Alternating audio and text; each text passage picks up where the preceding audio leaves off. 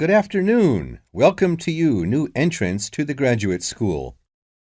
My job now is to give you the graduate school survival guide and make some concise suggestions for getting the most out of your relationship with our research supervisor, getting the most out of what you read, and making continual progress with your research. First, your relationship with your supervisor. This is fundamental. Meet regularly. You should expect to meet once a week or at least every other week because this will give you the motivation to make progress and also keeps your advisor aware of your work. Prepare for your meetings. Come to each meeting. Also, bring the notes from your previous meeting together with a list of any upcoming deadlines. Make a plan for what you hope to get out of each meeting. After the meeting, email your supervisor a brief summary. Include a list of major topics discussed, a list of what you agreed on, a note of any advice you may not want to follow, and a new summary of what you are planning to do. This helps avoid misunderstandings and provides a handy record of the progress of your research. Add a to-do list for yourself and your supervisor, including a reading list. Finally, add the time and date for the next meeting. My second main piece of advice is to keep your supervisor informed. Show him or her the results of your work as soon as possible. This helps your supervisor understand your research and identify any potential points of conflict early in the process. Include summaries of your work, including any results of experiments, and also anything you write about your research. Thirdly, communicate clearly. If you disagree with your advisor, state your objections and concerns clearly and calmly. If you feel that something about your relationship is not working, discuss it with him or her. Whenever possible, suggest steps that they could take to address your concerns. Under this heading, it is extremely important to take the initiative. You do not need to clear everything you do in your research with your advisor. He or she is busy too. You must be responsible for your own ideas and the progress of your work. The second section of my talk is about getting the most out of what you read. The first principle here is to be organized. Keep an electronic bibliography with notes and pointers to the paper files. Keep and file all the papers you have read. Point 2. Be efficient. Only read what you need to. Start by reading only the conclusion, scanning figures and tables, and looking at their references. Read the other sections only if the paper seems relevant or you think it might help you get a different perspective. Skip the sections you think you already understand. These are often the background and motivation sections. It's of critical importance to take good notes on every paper you find worth reading. Note especially what problem the author is trying to solve, what approach they take to the problem, and how their approach differs from other approaches. Next, summarize what you have read on each topic. After you have read several papers on the same topic, note the key problems, the various formulations of the problem under consideration, the relationship between the various approaches and the alternative approaches you come across.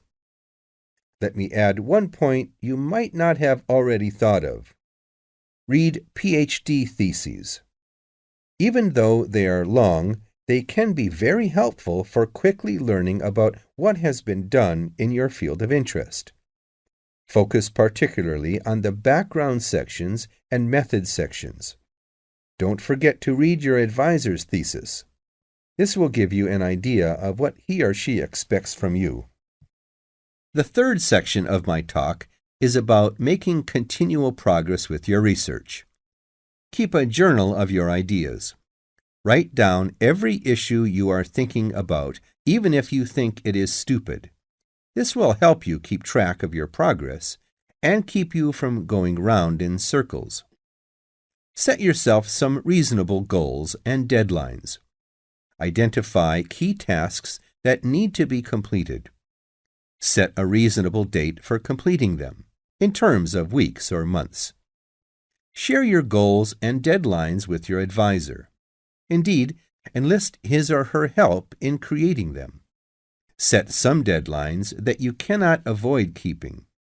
For example, volunteer to give a student seminar on your research or work towards the submission deadline for a conference paper. Once you have set your goals and deadlines, keep a to-do list. Checking off the items on a to-do list can feel very rewarding when you are working on a long-term project. Discuss your research with anyone who will listen. They may have useful insights. At least you will find that putting your ideas into words helps clarify them for yourself. Next point, write about your work. In the early stages, write short idea papers and share them with your advisor and colleagues. Later on, look for workshops and conferences where you can submit your preliminary results. When your work is nearing completion, target relevant journals. Finally, some points about handling yourself. A key objective is to avoid distractions. It is easy to waste time taking too many classes, teaching classes, organizing student activities, etc. Minimize these commitments and make a list of small tasks which can be done in about an hour. Pick at least one that can be completed each day and make sure you do it. Finally, and this concludes my talk, confront your fears and weaknesses. If you are nervous about speaking in public, volunteer to give talks. If you are afraid your ideas are stupid, discuss them with someone. If you are anxious about writing, write something about your research every day. That's it. Welcome to graduate school.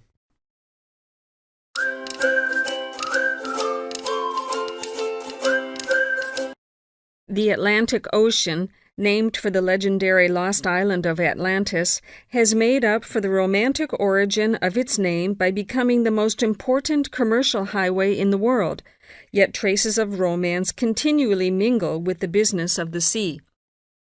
For instance, the Spanish adventurers who first sought gold and silver in America frequently found their ships becalmed, usually on the edge of the steady trade winds, about 30 degrees north or south latitude. A sailing ship could carry only so much water, and as it lay motionless under a hot sun for days or weeks, the tortures of thirst were agonizing. The horses were generally the first victims. They had to be thrown overboard when they died or became crazed with thirst. Because the Spanish caballeros thought highly of their horses, even crediting them with souls, they suffered great remorse and believed the ghosts of the proud war horses were haunting the scene. They saw the restless spirits in their dreams and related their dreams to sailors. Whenever the mariners passed that way, they would see in the spray or clouds images of wild horses bearing down on them. They began to call the broad belts of calm the horse latitudes, the romantic name by which they are known today.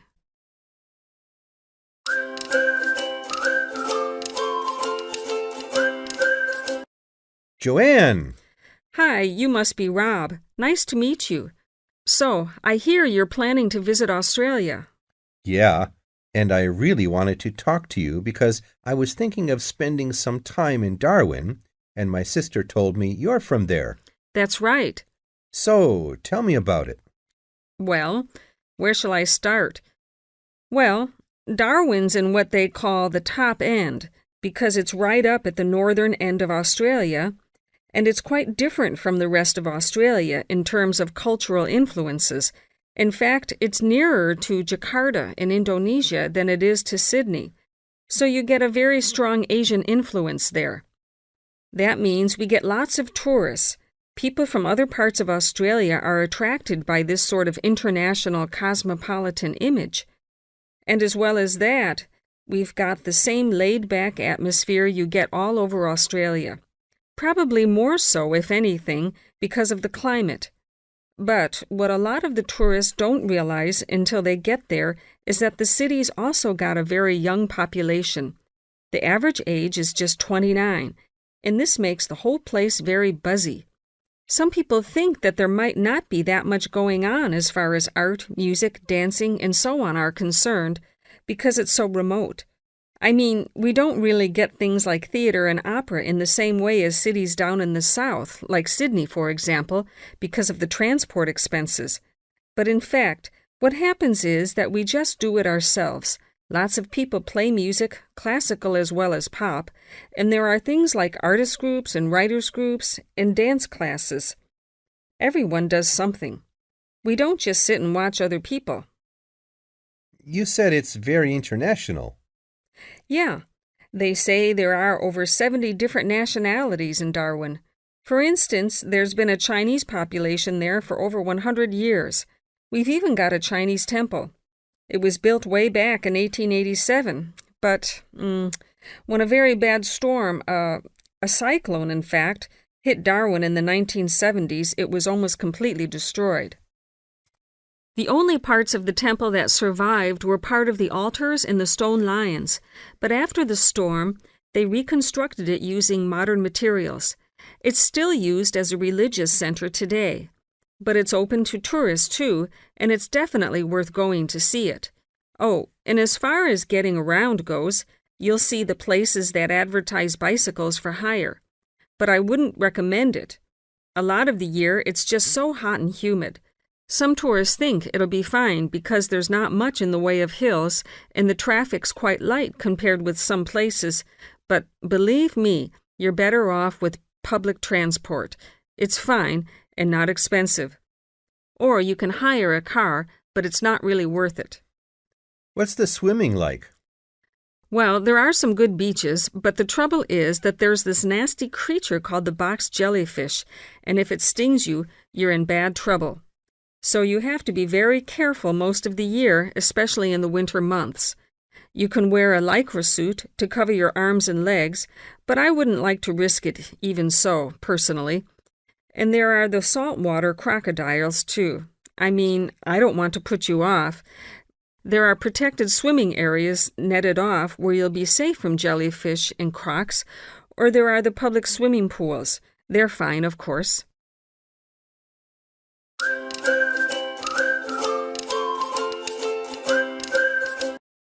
Please sit down, Mr. Walsh. My name's Jane Swain, and I'm the personnel manager. Hello, how do you do? Now, this is just a short preliminary interview. I'd like to chat about your present job and what you've done up till now. Yes, of course. Well, could you tell me how long you've had your present position in Weston's? It is Weston's, isn't it? Yes, that's right. I am not sure. Let's see. I left university in 2005. Is that right? Yes, 2005. Then I was unemployed for about 3 months. And then I traveled round America for a few months. So, yes, it must be about 3 years now, in fact. Yes. And have you any particular reason for wanting to change jobs? I mean, why do you want to move? Well, I actually like my present job and still find it interesting and stimulating. The salary's okay, so it's nothing to do with money, though you can always do with more. I suppose the thing is that I'm really very ambitious and keen to get promoted, so that's the real reason. You say you like your job. Can you tell me what aspect you like most? Oh, my dear, that's difficult. There are so many things. The other people are great. There's a good cooperative atmosphere. I mean, among the staff, and compared to other companies, the conditions are great. I mean, the office itself and the working conditions. And then there's the fact that they give me lots of room for initiative and let me make decisions. You know, that's what I really like most about the job. Yes, well, we're looking for someone like that. You know, someone who isn't a clock watcher and who isn't too concerned about working fairly long hours. Oh, I don't mind that. I'm used to it. And what about your education? You went to Manchester University, didn't you? Yes. After leaving school, I started a diploma course in design, but I decided to give it up and did an arts degree at university instead. Good.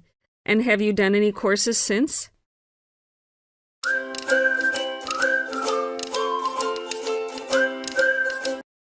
What would you say, Mr. Murray, are the main reasons that so much of our wildlife will have died out by the end of the next few decades? Well, Tony, we can't, of course, rule out the effect of urbanization due to the spread of population. But apart from that, I believe there are two reasons which, in a way, are like the opposite ends of a piece of string. If you tie a knot in that piece of string, you end up with a circle, and whichever way you go round, it's going to turn out to be the same. I don't think I quite get that, Mr. Murray. Well, let's put it another way. It's rather like a film. You've got the good guys and the bad guys. They're pulling in opposite directions, but when it comes to the final showdown, it's hard to make out which is which. What are your two reasons, Mr. Murray? I call them greed and caring. Greed and caring? Yes, I know they don't seem to have much to do with one another, but think about it. The motive of greed is pretty obvious. In the course of the next few months, thousands of baby seals will be bludgeoned to death before they're even weaned from their mothers. What for? For the sale of their skins at inflated prices to please the vanity of a few and line the pockets of the killers. Crocodiles will be slaughtered to provide shoes and handbags for the rich. Gorillas, tigers, leopards and rhinos will be hunted for senseless sport or poached in defiance of regulations. Their skins, their horns, and their magnificent heads will be used as trophies to decorate someone's living room floor or walls. That's terrible. Yes, but it's not all. The whale, probably the most impressive and certainly one of the most intelligent sea mammals in creation, will be cruelly hunted and harpooned to make more money for the profiteers. The dolphin, the sailor's friend, will be indiscriminately battered to death at so much a head on the grounds that it is taking away the livelihood of a few fishermen by consuming the fish in its natural habitat. But surely, Mr. Murray, we do have to keep warm. We need whale oil and ambergris. Fishermen have to make a living. Part of what you say is true, of course, Tony, but we shall have to enforce far stricter controls if future generations are not to find themselves in a world devoid of wildlife as we know it. Well, I see what you mean about fur coats and crocodile handbags, Mr. Murray, but I don't understand what you mean by caring. That can't be bad, surely. I mean, I thought we were supposed to be living in a caring society. Well, so we do, in a way. The trouble is, there are so many well-intentioned people who start out with the best possible motives of trying to protect or immunize us from this, that, or the other in the most effective way at the quickest possible rate. But in their enthusiasm, they lose sight of the long-term consequences. It's only very gradually that the danger to other forms of life, including humans, comes out. Not to say leaks out, and by that time it'll probably be too late to do much about it. Take insecticides, for instance. But insecticides protect crops from pests. They destroy disease-carrying mites and creepy crawlies like cockroaches. True, but nature has a way of developing her own immunity against insecticides and other pest controls, with the result that the biologists are driven to inventing stronger and stronger compounds, which, though they may annihilate the pest, nevertheless permeate the environment, are assimilated by plant and animal life, and become absorbed by the soil. Countless innocent creatures, the beaver or the mole, for example, are performing a useful task in the natural control. The alarming prospect is that as these poisons enter the foods we eat, and consequently our own systems, they'll find their way into the body of the pregnant mother and into her milk, offering incalculable risks to the unborn or newly born infant. In spite of all our technological expertise, our time is running out.